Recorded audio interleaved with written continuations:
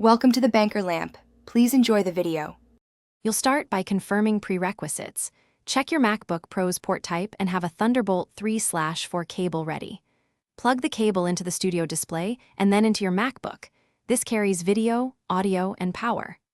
Once done, power on the display and open your MacBook if it was closed so the system recognizes the external screen.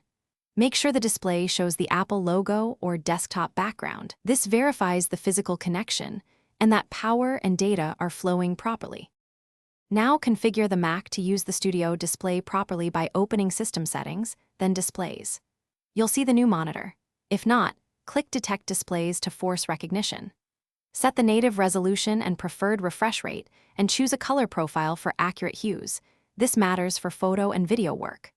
Once configured, arrange the displays by dragging their icons to match physical layout or enable mirroring if you want the same image on both screens. Make the Studio display primary when needed. Finish by fine-tuning.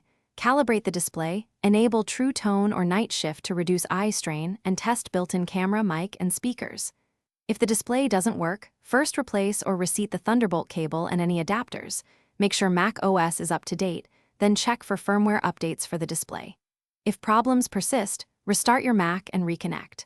One key troubleshooting tip: swap cables or ports to isolate whether the issue is the cable, adapter, or the Mac itself. This narrows fixes quickly. Thanks for watching. If this was helpful, leave a like and consider subscribing. See you next time.